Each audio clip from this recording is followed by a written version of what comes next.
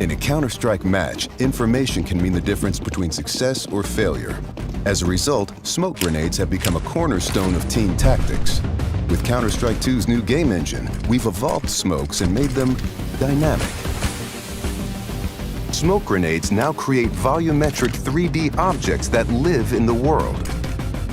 Now, not only do all players see the same smoke regardless of position, but the smoke can interact with the environment in interesting ways. It reacts to lighting, grows to fill spaces naturally. The shape of the smoke cloud can be pushed and carved by bullets and grenades. In Counter-Strike 2, smoke grenades provide even more tactical opportunities. They're just going to look and play better.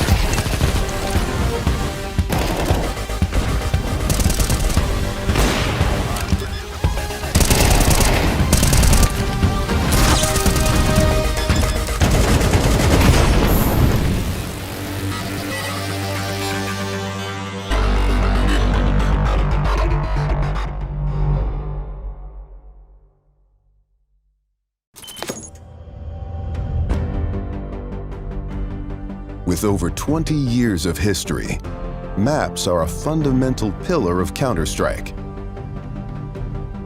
And in Counter-Strike 2, maps are getting a new look. But don't worry, you can still bring along your countless hours honing strategies and exploiting every corner and crevice. We took 3 approaches to improving maps while retaining their rich legacy. First, there are touchstone maps. Classic maps with solid foundations that players can use to evaluate gameplay changes from CSGO to Counter-Strike 2.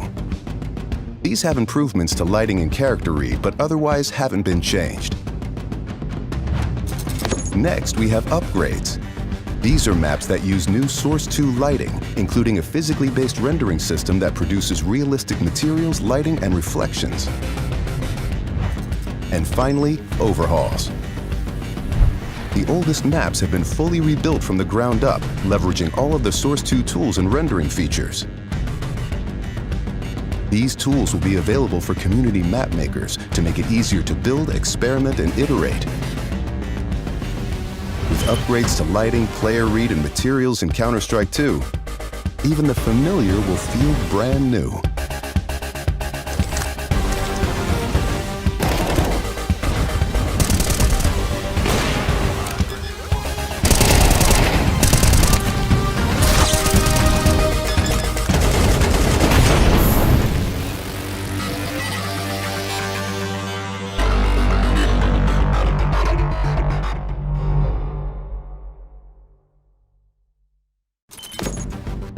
Counter-Strike is known for its visceral and satisfying gunplay.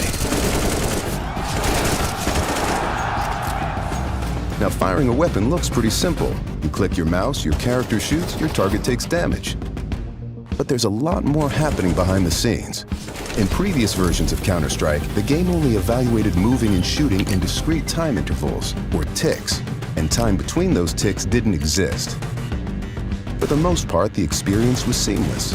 But sometimes those milliseconds between click and tick could be the difference between landing or missing your shot. That's why with Counter-Strike 2, we're introducing sub-tick updates.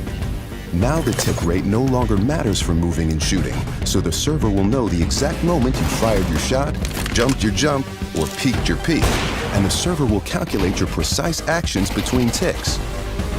So what you see is what you get.